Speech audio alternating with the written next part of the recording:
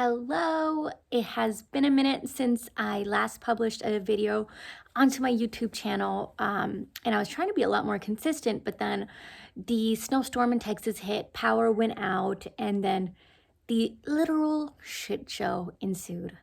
So I want to take a moment to talk about what my experience in the snowstorm has been. I know it's been bad for a lot of people. I mean, all of my friends, family, everybody is really struggling with this insane weather here in Texas.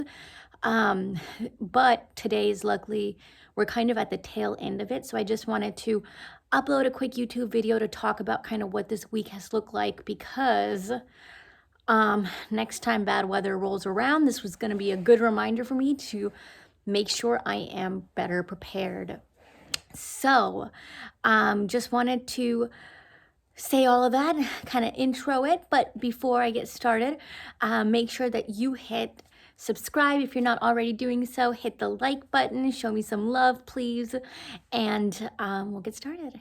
So, I believe it started last Sunday. Sunday is kind of when the nightmare really began.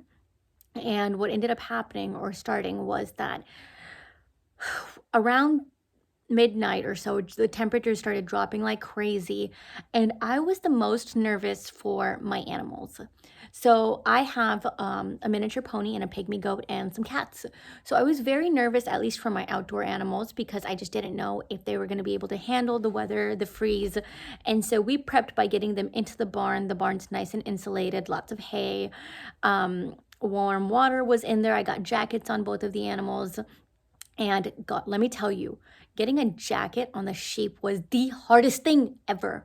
She was like fighting me for dear life when I was trying to get that jacket on.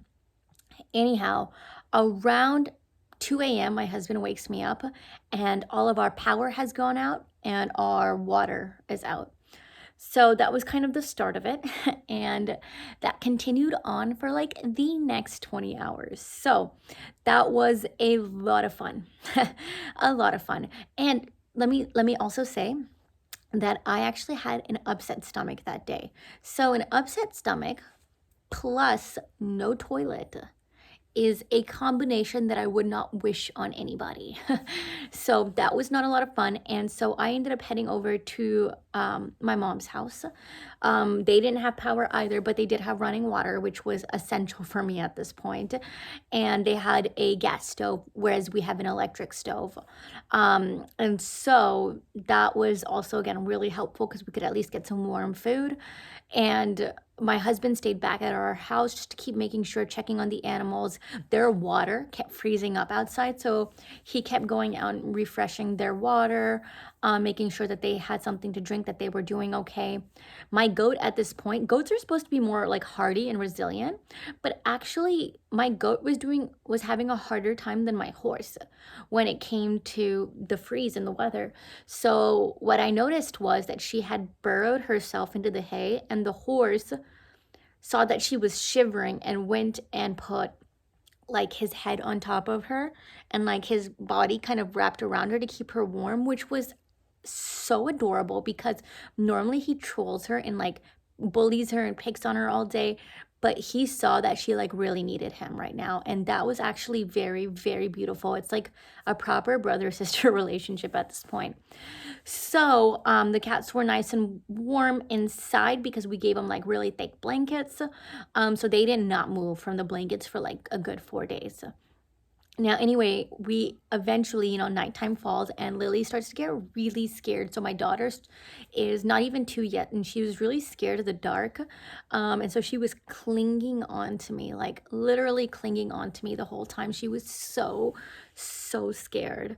And what eventually happened is that around, gosh, I think around 10 o'clock or so, 9 o'clock, the light comes back on. 9, and Lily had not slept at this point. She was, as soon as the light comes on, this girl starts dancing like crazy. So if you haven't checked that video out onto my TikTok at Sonia Kilji, because it's super, super freaking cute. Anyway, next morning, we go to check on all the businesses and stuff. And at this point, my dad has been literally running, and my husband back and forth, checking on all the properties, doing whatever he can to make sure that all of them are protected. And at least two of our schools were destroyed. Literally, the fire sprinkler line had burst and there was water everywhere gushing out of the tiles, the ceilings. Another video that I posted on TikTok where you can see the damage. It was absolutely such a nightmare of a situation. So I stayed back with Lily at the house, but my family, including Nosh, everyone was out at the schools till like 3 or 4 in the morning, just trying to get the water out. And mind you, it's like 15, 20 degrees outside. They're soaking wet. They're stepping in water. Their body is freezing. My parents are older, so they're literally freezing trying to get all this water out. My brothers are there, and the next day, a restoration team comes out, but they quote us 40K just per school to try and fix things up. And my dad was like, no. So he calls like this individual contractor and he's like, yeah, I can do this in about $400.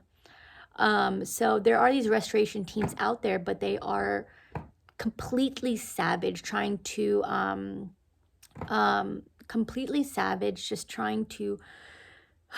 just you know, take advantage of anyone and everyone that they can. In the meantime, at my house, the pipe burst, and that was its own nightmare. So the pipe burst at my house, and it is actually, so I have a I have a closet in my house, a cedar wood closet. And I'm sorry, I'm getting a little distracted because I'm filming on my phone today and I'm getting all kinds of calls and messages at the same time. But I have a cedar wood closet at my house, and all of my nicest clothes are in there. Like all of the absolute nicest ones are in there. Nauseous suits, like even my wedding outfit and stuff, all of it's in there. So the pipe bursts in my closet. All of my nicest clothes are destroyed, and it seeps into Lily's bedroom, my breakfast area. And mind you, this is in my brand new house. Like I just purchased it in December. At this point, we're trying to clean up that damage. And then we go to check on our old house. And lo and behold, there are, I mean, it was first off really difficult to drive to our old house because the roads were in such poor condition.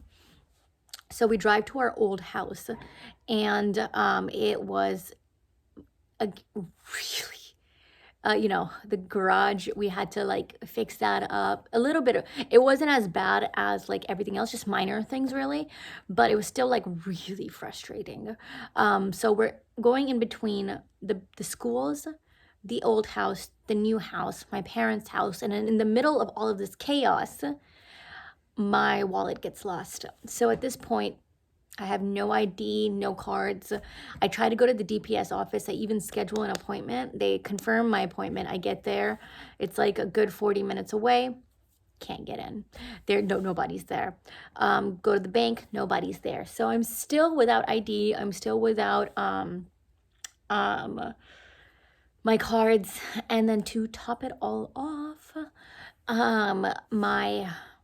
my car won't start now. Something's up with the battery. So it's just been a lot. I know that I'm still really blessed. There's a lot of people who have either lost their lives or, like have gone without food and water, and like there's just, or don't have family that they can stay with. Like I do have it a lot better than a lot of people, and I don't want to discount that, right? I don't want to belittle that.